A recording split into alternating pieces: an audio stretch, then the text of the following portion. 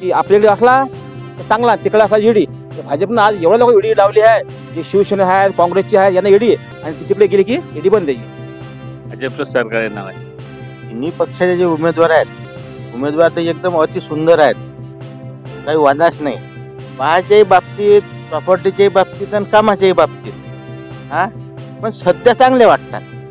जोपर्यंत शेतकऱ्याचे हे प्रश्न सुटत नाही तोपर्यंत सर्व शेतकऱ्यांनी, शेतकऱ्याच्या मुलांनी एकात या आणि बहिष्कार टाका या मतदानावर.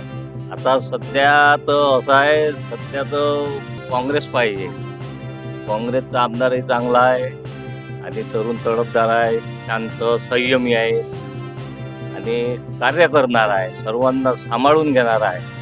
त्यासाठी आता सध्याचा खासदार बळवंतभाऊ वानखडे देशहितासाठी करेन कसा नेता आणायचा निवडून. वैयक्तिक याच्यासाठी केलं बा, तसा नेता आपल्याला नको आहे. सर्वात पहिले देशहित, जो देशहितासाठी करीन तो नेता आपल्याला हवा आहे. तुम्हाला बदल पाहिजे. आणि तुम्ही म्हणता आता सरकार आपल्याला 2,000 रुपये दिले कास्तकाराले, काय म्हणते बियाणा 2,000 सांगा बरं काय होते हो भाऊ. 1,400 रुपयाची बॅग, त्यानं काय खत पेकाव का ते पेराव का काय, कसं चालीन कसं हे. नुकसान सर्वात जास्त रानटी जनावर करत आहे. रुई डुकर शेतकरी पेरला तेव्हापासून शेतात थांबतो. त्याच्याकडे आहे का कोण्या खासदाराचं आमदाराचं लक्ष. त्याच्यासाठी करू राहिलं का ते आमरण उपोषण. एक दिवसाचा पगार पूर्ण बंद, आम्ही वेतन नाही घेऊ आणि कुठलं अधिवेशन असेल त्याला हजर नाही राहू, हे शेतकऱ्यासाठी करू राहिले काय. जसं घरकुल आहे, 1 लाखात काय होते खेळायला. जसं बच्चूभाऊनी म्हणलं 1 लाखाची खुर्चीच आहे, मुख्यमंत्री बसायले, उपमुख्यमंत्री बसायले, 1 लाखात घर होऊ शकते काय. मंडळी, आमचा खासदार कोण जनविकास न्यूजच्या स्पेशल प्रोग्राम मध्ये आपल्या सर्वांचं हार्दिक स्वागत. आज आपण आलेलो आहोत अमरावती जिल्ह्यातल्या एका खेडेगावामध्ये. आपण येथील युवकांचे प्रश्न, गोरगरिबांचे प्रश्न, शेतकऱ्यांचे प्रश्न आणि जनसामान्यांचा आवाज वरच्या स्तरापर्यंत घेऊन जायचा एक थोडासा प्रयत्न करूयात. तर आपण जाणून घेऊयात ग्रामीण जनतेचा कौल कोणाकडे आहे. काय सांगाल काका, आपल्या अमरावती जिल्ह्यासाठी विद्यमान खासदार नवनीत राणा यांना भाजपकडून उमेदवारी मिळालेली आहे, तर दुसरीकडे काँग्रेसकडून बळवंत वानखडे जे आपल्या तालुक्याचे विद्यमान आमदार आहेत यांना उमेदवारी मिळालेली आहे. तर प्रहार जनशक्ती पक्षाकडून दिनेश भोप यांना उमेदवारी मिळालेली आहे. अशी तिरंगी लढत आपल्या अमरावती जिल्ह्यात पाहायला मिळत आहे. तुम्हाला काय वाटते, आपल्या मनातला खासदार कोण? आता सध्या तर असं आहे, सध्या तर काँग्रेस पाहिजे. काँग्रेसचा आमदारही चांगला आहे आणि तरुण तडफदार आहे, शांत संयमी आहे आणि कार्य करणार आहे, सर्वांना सांभाळून घेणार आहे. त्यासाठी आता सध्याचा खासदार बळवंतभाऊ वानखडे पाहिजे. बळवंत भाऊ, काय सांगाल दादा, 2024 लोकसभा निवडणूक तोंडावरती आहे.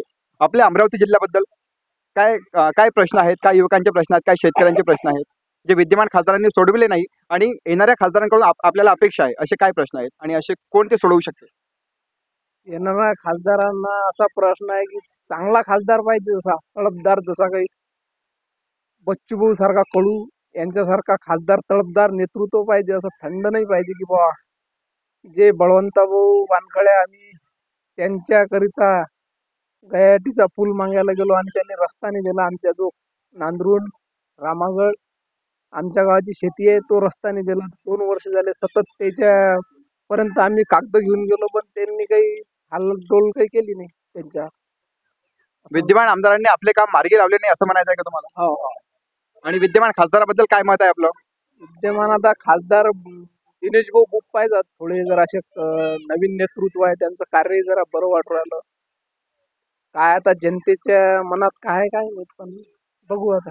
शेतकऱ्यांचे प्रश्न दिनेश भाऊ संसदेत मांडू शकतील प्रखरपणे. हा, शेतकऱ्याचे प्रश्न मांडायला पाहिजे. बच्चूभाऊ सारखे, जसं घरकुल आहे, 1 लाखात काय होते खेळायला. जसं बच्चूभाऊनी म्हणलं 1 लाखाची खुर्चीच आहे, मुख्यमंत्री बसायले, उपमुख्यमंत्री बसायले, 1 लाखात घर होऊ शकते का, हा मुद्दा मांडायला पाहिजे ना. जसं शेतकऱ्याच्या मालाला भाव नाही, 4,000 रुपये सोयाबीन, 1,500 रुपयाचं डीएपीचं पोतं, 10-20 1,500 रुपये, 3,000चं तेच झालं. काय ते 4,000 काय करावं, एकरी 4 सोयाबीन होती.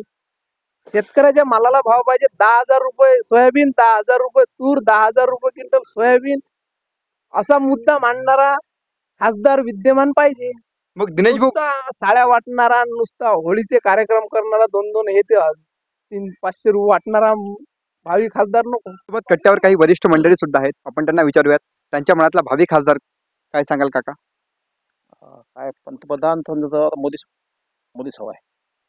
पण खासदार काही सांगू शकत नाही. कसं आहे खासदार आता कसं आहे की दिनेश भूप उभा आहे आणि बळवंत पवार उभे आहेत आणि एक नवनीतला उभी आहे.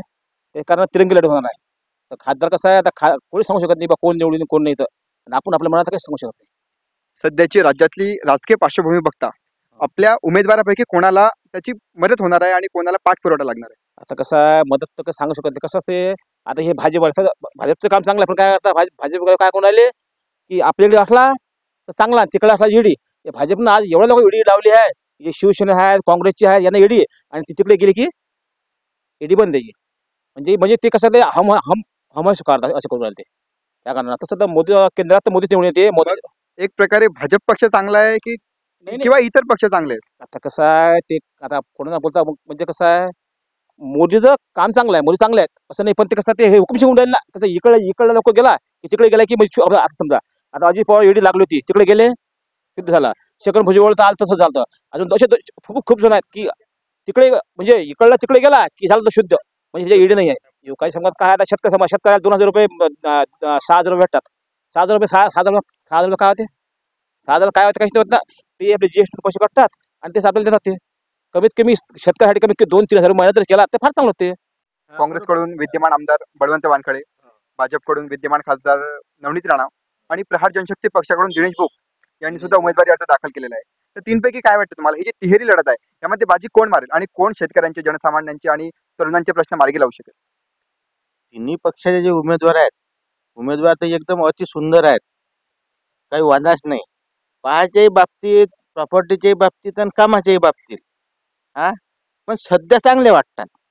पण जर समजा निवडणूक झाल्यानंतर एखाद्याला खुर्ची भेटेल, मग त्याच्यातली खुर्ची भेटल्यानंतर काय परिवर्तन होते, काय विकास करतात, हे आता ते त्या वेळेवर अवलंबून आहे. सध्या आपण नाही सांगू मग विद्यमान खासदारांना सुद्धा आपण निवडून दिलेलं होतं 2019च्या निवडणुकीमध्ये. मग त्या पलटल्या, त्यांनी आपल्यासाठी काम केलं की नाही केलं, ते संसदेच्या लेवलवर आपल्यासाठी लढलाय की नाही लढलाय? म्हणजे आपल्या नवनीत राणा ना, त्यानं आपल्या इथे एक काहीतरी काम दिलं आपल्या याले. विद्यमान आमदाराबद्दल काय मत आहे आपलं? आमदार भाऊन कसं आहे की आमदार भाऊले आमच्या इथं प्रतिसाद चांगला भेटला. जवळपास 300-350 वोटिंग भेटला आमच्या इथं. त्याची कास्ट इथं एकदम अल्प आहे तरीही. पण विकास कामाच्या बाबतीत त्यानं आम्हाला असं म्हणजे इथं मंदिर आहे हनुमानजीचं, तिथं सभा मंडप जाहीर केला, वचन दिलं आम्ही देऊ म्हणून बा या 5 वर्षात पूर्ण करू तुमचं वचन. अजूनपर्यंतही त्यानं सभा मंडप आमचा दिला नाही. निधीच नाही म्हणतात जिल्हा परिषदले. 5 वर्षापर्यंत निधीच नाही आला.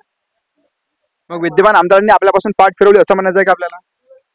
हो, आमच्या गावापुरती आणि तुम्हाला आश्वासन दिल्यानंतर तुम्हाला आश्वासन दिल्यानंतर त्या आश्वासनाची परिपूर्ती नाही केली नाही. म्हणजे त्यांनी पाठ फिरवली आपल्या गावापासून असं म्हणायचं आहे का? हो, आमच्या बाबतीत केली. पाहिलेले आहेत, खूप खासदार आपण पाहिलेले आहेत. आताची पार्श्वभूमी बघता, राजकीय पार्श्वभूमी बघा, जे काही राज्यात आपलं चिघडलेलं वातावरण आहे राजकीय, त्याबद्दल आपलं काय मत आहे आणि भावी खासदार म्हणून तुम्हाला कोणाला पाहिजे? काहीच नाही, हे सर्व आपापल्या मतलबासाठी आहे. तेव्हा बळीराजाचं राज्य म्हणतात, खरंच बळीराजाचं राज्य आहे का? शेतकरी पिकवतो आणि त्याच्याच रेशन कार्डावर त्याला गहू नाही, तांदूळ नाही, काही नाही. शेतकरी तो पिकवतो, बळीराजा म्हणतो, दुसऱ्या लोकांना त्याचा लाभ मिळतो. उत्पन्न कोण काढते? बळीराजा, शेतकरी. पण त्याच्याच मुलाले गहू नाही, तांदूळ नाही, हे सर्व मार्केटमधून विकत घ्यावं लागते. काय सरकार आहे? खताचे भाव, रोकरचे भाव काय वाढवले सरकारनं? अच्छे दिन आएंगे बोले, अच्छे दिन आहेत का हे? आज 200 काय युरियाचं पोतं होतं, पहिले अगोदर 150 रुपये 200 रुपये पोतं होतं, आता 300 350 रुपये. मग काँग्रेसच्या कार्यकाळात शेतकऱ्यांच्या प्रश्नावर विचार झाला, शेतकऱ्यांचे मुद्दे सॉल्व्ह झाले असं तुम्हाला म्हणायचं आहे का? नाही, काँग्रेसमध्येही नाही झाले ना, भाजपनेही नाही केले, काहीच नाही. शेतकऱ्यावर कर्ज आहे, कर्ज माफ करतो म्हणते, कर्ज माफ करतो, युट्यूबवर सर्व माहिती दाखवते, पण कर्ज कुठं माफ केलं? काहीच माफ नाही केलं. मग आपल्याला अमरावतीचा खासदार म्हणून कोण पाहिजे की जो आपले मुद्दे मांडू शकतो, संसदेत मांडेल, ते सॉल्व्ह करून आणेल आणि आपल्याला? आमचा तर बहिष्कारच आहे. जोपर्यंत शेतकऱ्याचे हे प्रश्न सुटत नाही तोपर्यंत सर्व शेतकऱ्याच्या मुलांनी एकात या आणि बहिष्कार टाका या मतदानावर, जोपर्यंत शेतकरी. कारण की सांगितलं ना, धान्याच्या बाबतीत तसं झालं. 24ची लोकसभा निवडणूक तोंडावरती आहे. आपल्या अमरावती जिल्ह्याकडे संपूर्ण राज्याचा लक्ष लागलेलं आहे. विद्यमान खासदार, विद्यमान आपल्या तालुक्याचे आमदार हे सुद्धा आता रिंगणात आहेत. तर काय मत आहे तुमचं भावी खासदाराबद्दल? आमचं मत असं आहे, आता कामं तर भरपूर राहिलेलं आहे, पण असं वाटतं आम्हाला की बा आता राणाच्यानं पहिल्या टर्ममध्ये झाले नाहीत कामं, तर अजून एकदा चान्स द्यावा बा त्याला की राहिलेले कामं हे दुसऱ्या टर्ममध्ये होतील. पण आम्ही कसं आहे, आम्ही खास मोदीजींच्या नेतृत्वावर वोटिंग करणार आहोत. मोदीजींनी हा, मोदीजींनी मोदीजींच्या आपल्या देशासाठी काम केलं असं तुम्हाला वाटते? 100%. आमचं मत कसं आहे, आपल्याला देशहिताचा जो देशहितासाठी करेन तसा नेता आणायचा आहे निवडून. वैयक्तिक याच्यासाठी केलं बा तसा नेता आपल्याला नको आहे. सर्वात पहिले देशहित, जो देशहितासाठी करीन तो नेता आपल्याला हवा आहे. मोदींनी देशहिताचे प्रश्न मार्गी लावलेले आहेत. हो हो.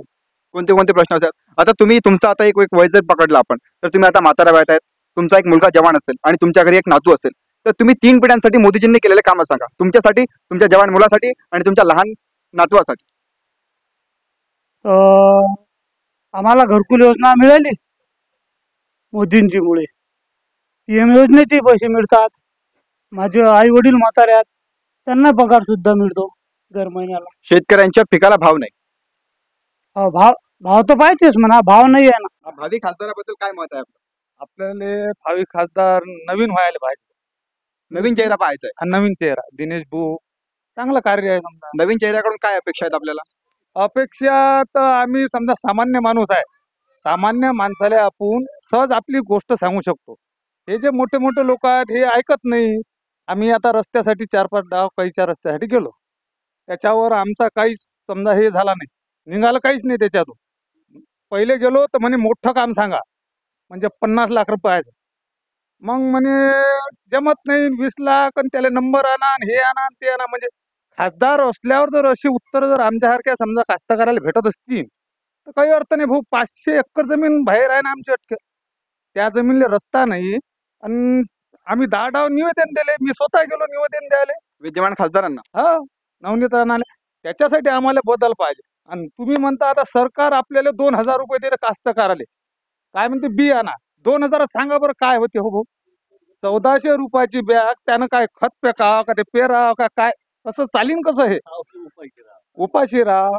आज आपण आलेलो होतो अमरावती जिल्ह्यातील एका ग्रामीण भागात, आणि येथील जनतेचा कौल आपण जाणून घेतलेला आहे. कोणाचा कौल आहे दिनेश भाऊ यांच्याकडे, तर कोणाचा कौल आहे विद्यमान आमदार बळवंत वानकडे, तर कोणी म्हणते की विद्यमान खासदार नवनीत राणा.